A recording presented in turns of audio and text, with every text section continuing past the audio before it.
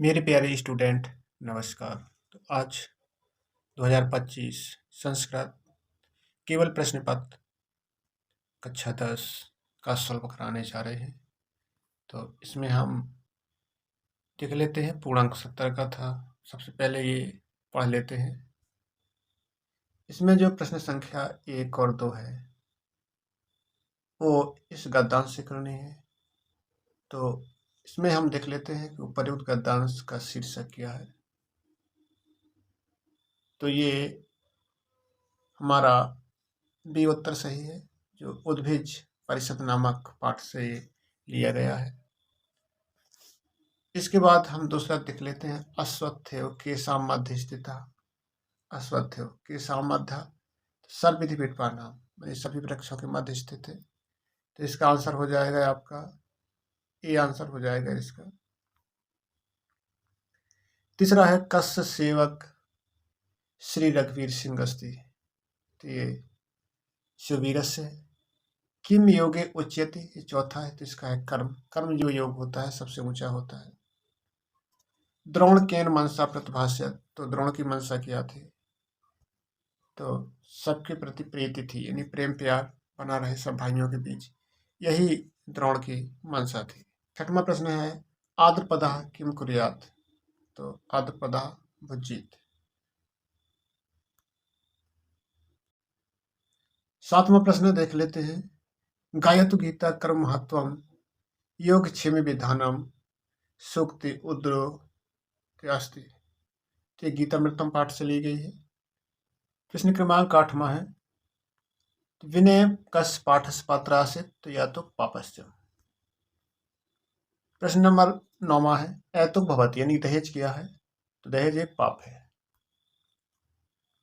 जसविंदर पाठस पत्र अस्ति, तो जसविंदर जी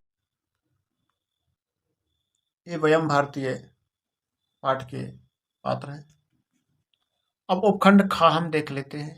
तो इसमें जो जस प्रत्याहार है ये जब गणदस का है। सा वर्ण का उच्चारण स्थान है, तो दंत है। मनस योग की संधि है, तो मनस योग की मनोयोग है।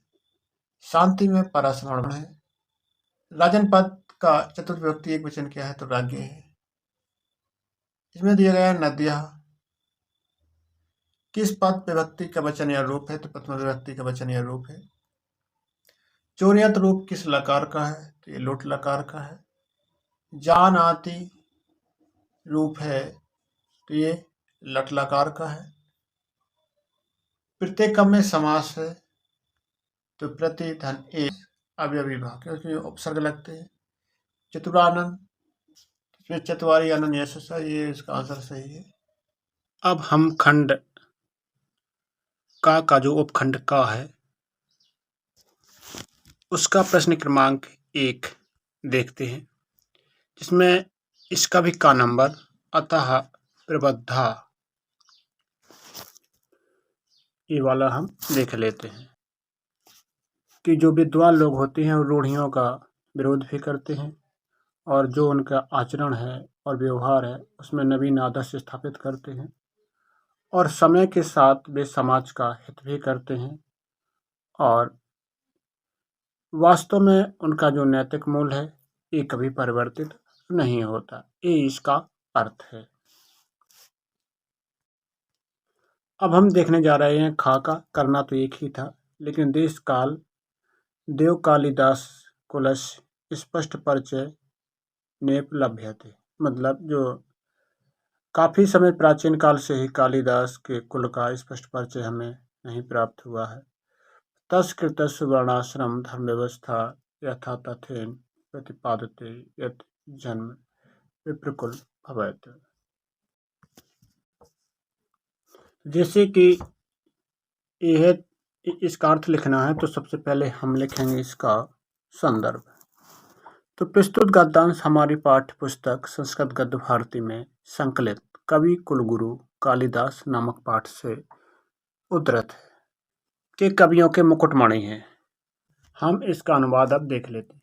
तो देश काल देव कालिदास स्पष्ट परिचय न लभ्यते, तो प्राचीन समय से भी कालिदास के कुल का स्पष्ट परिचय नहीं मिला है। तस्कृतेषु इनकी जो कृतियां हैं, वर्णाश्रम धर्म व्यवस्था जो जानकारी मिली है, तस्य जन्म विप्रकुल भवति, उनका जन्म ब्राह्मण कुल में हुआ है। भावना से सा शिवानुरक्त आसीत, और वो शिव की भक्ति में आसीत, उनका मन जो वो शिव की भक्ति में अनुरक्त थे। तदापि तस् धर्म भावना में मनोविसंकीर्णता नास्ति, और उनके अंदर धर्म की भावना के प्रति थोड़ी भी संकीर्णता नहीं थी। शिव भक्तो अपि तत् रघुवंशे सा रामम प्रति स्वभक्ति भाव अनुदार प्रकट। शिव भक्ति के अलावा रघुवंश के राजा राम के प्रति भी उनकी भक्ति और भाव अनुदार प्रकट होते हैं। इस तरीके से इसका अर्थ हमें लिख लेना है। अब हम चलते हैं दूसरे प्रश्न की तरफ। तो निम्नलिखित पाठों में से किसी एक पाठ का हिंदी में सारांश लिखना है। तो चाहे हम मदन मोहन मालवीय जी का, गुरु नानक का, या जीवन निहित बने, हम इनका सारांश सब देख लेते हैं। तो मदन मोहन मालवीय जी का सारांश है, आप स्क्रीनशॉट लेकर के इसे पढ़ सकते हैं। जीवन परिचय, तो इनका जो जन्म था प्रयाग के एक ब्राह्मण परिवार में हुआ था। इनके पिता का नाम बैजनाथ चतुर्वेदी था। ये संस्कृत भाषा के प्रकांड विद्वान थे। ये मालवा देश से आए थे और प्रयागराज में रहने लगे थे, इसलिए ये मालवीय कहलाए। इनके नाम के साथ मालवीय शब्द इसलिए जुड़ गया था। इनकी शिक्षा है प्रयागराज में ही हुई, और इनके अंदर आदर्श चरित्र और भारतीय संस्कृति, देश के प्रति श्रद्धा उत्पन्न हो गई, और इन्होंने अपना हाई स्कूल मयूर सेंट्रल कॉलेज में से किया। पारिवारिक स्थितियां प्रतिकूल होने के कारण उन्हें अध्यापन कार्य से अपना जीवन प्रारंभ किया।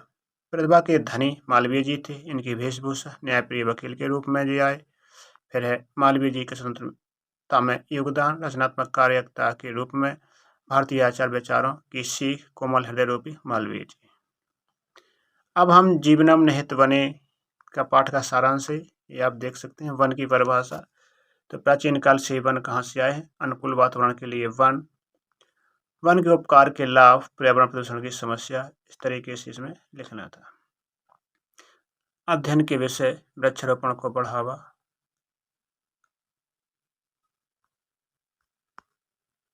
अभी गुरु नानक का है जीवन परिचय। गुरु नानक का देखें, गुरु नानक के जीवन परिचय और ईश्वर के दूत के रूप में गृह त्याग है, उपदेश है, हिंदुओं को आदेश है, पाखंड का खंडन है, सेवक आदि भावों का प्रसार है, लहर प्रथा के चलन का कारण देहावसान। ये जो दूसरा प्रश्न था हमने कर लिया। अब तीसरा प्रश्न आता है। तो तीसरा प्रश्न में किसी एक श्लोक का हिंदी में व्याख्या करनी है।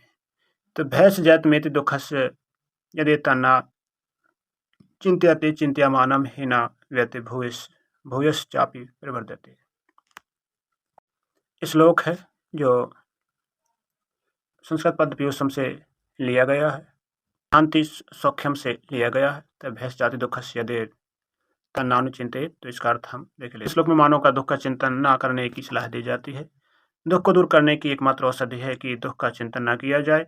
चिंतन दुख को कभी कम नहीं करता, अपितु और उसे बढ़ाता है। तो दुख का चिंतन न करना दुख रूपी रोग की औषधि है, क्योंकि यह निश्चय ही चिंतन किया गया दुख कभी कम नहीं होता है और अधिक बढ़ जाता है। जो दूसरा श्लोक है अर्थात का, तो ये लक्ष्मीर्ण या याचकुदा खारणी विद्या न या पच्यवत भक्ति कारणी पुत्रो न या पंडित मंडलाग्रणी सान्यव। वाह। तो इसका अर्थ है कि प्रस्तुत पद्यांश में जो वास्तविक लक्ष्मी विद्या का पुत्र के विषय में बताया गया है, और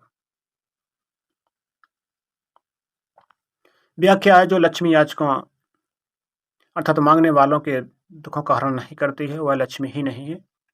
जो विद्या भगवान विष्णु के प्रति भक्ति उत्पन्न नहीं करती, वो विद्या ही नहीं है। जो पुत्र पंडितों के समूह में श्रेष्ठ नहीं है, वह पुत्र ही नहीं है। तात्पर्य है कि वास्तविक धन वही है जो परोपकार से प्रयुक्त होता है, विद्या वही है जिससे आध्यात्मिक ज्ञान प्राप्त होता है, और पत्र वही है जो विद्वान होता है। एक क्वेश्चन नंबर चौथे का आंसर है। इसमें एक सूक्ति करनी थी, तो पाद है पिबति पाद पहा।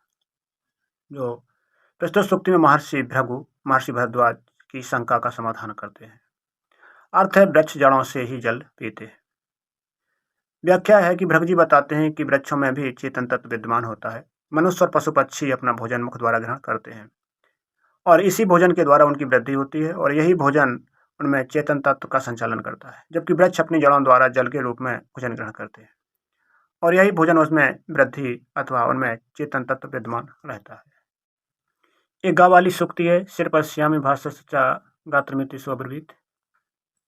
प्रसंग है लक्ष्य भेद परीक्षा के समय अर्जुन ने अन्य राजकुमारों से अलग जो उत्तर दिया वह इस सूक्ति के माध्यम से यहाँ प्रस्तुत किया गया है।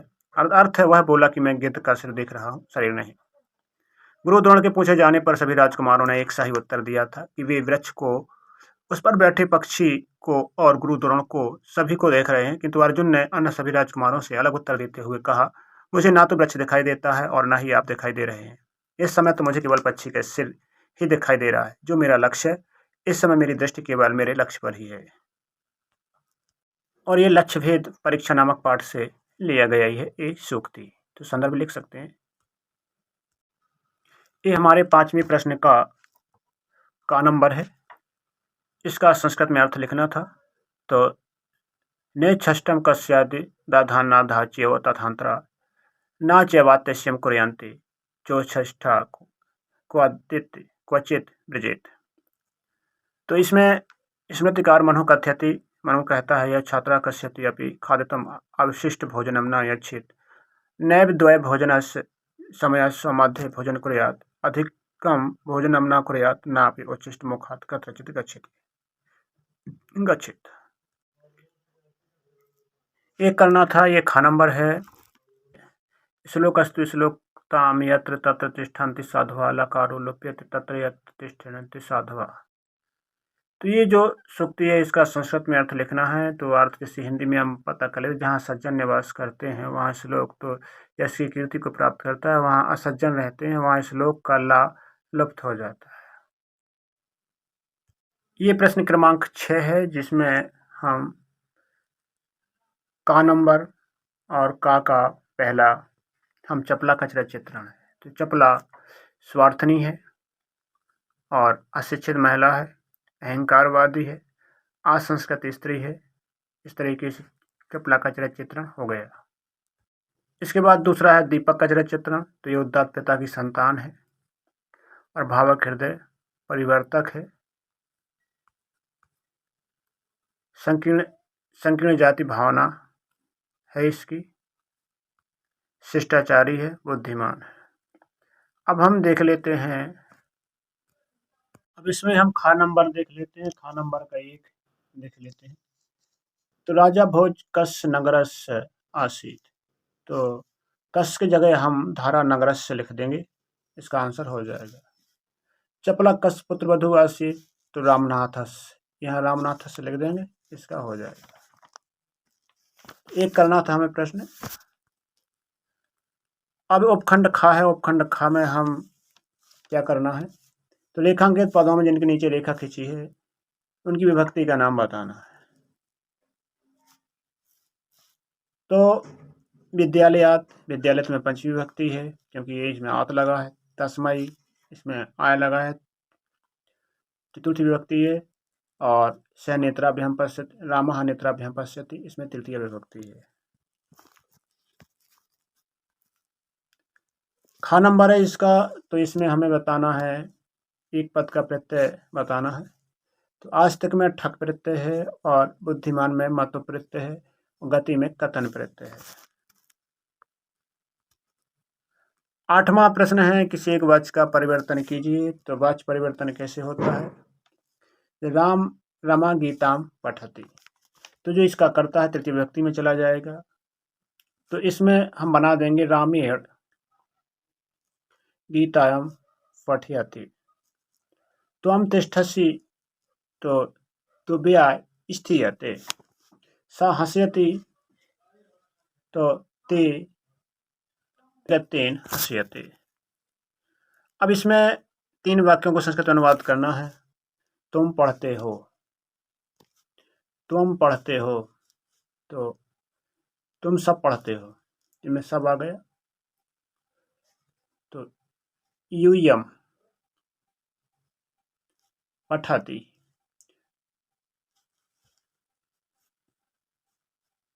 वह गांव से आता है। तो सह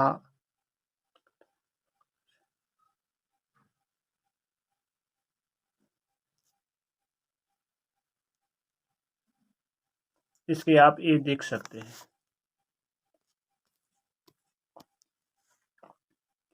अब इसमें हिमालय पर निबंध लिखना है तो हिमालय का निबंध आप ये देख सकते हैं। यातायात सुरक्षा, अनुशासन, संस्कृत भाषा, महत्व, अहिंसा, परम धर्म, तो कोई सिंपल सा निबंध आप लिख सकते हैं। 11वां प्रश्न है कि जो ये शब्द दिए गए हैं कहीं न कहीं इनका प्रयोग हम करते हैं। तो जैसे इसमा का में स्वा है, लेख का है, सर्वत है, रक्षति है। तो ये शब्द एक ऐसा वाक्य हमें लेना है कि ये शब्द कहीं न कहीं हो, कहीं न कहीं या स्टार्ट में या अंत में कहीं न कहीं है हो।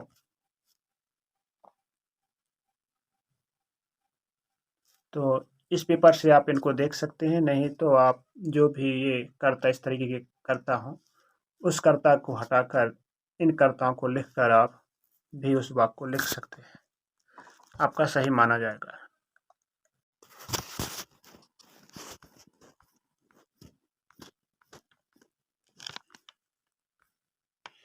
ये हिमालय पर निबंध है, तो आप देख सकते हैं, स्क्रीनशॉट आप ले सकते हैं।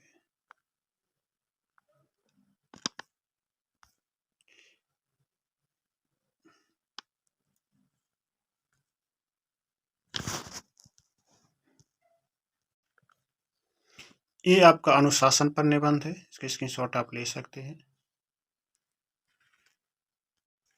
ये अहिंसा परमो धर्मा का निबंध है, आप देख सकते हैं।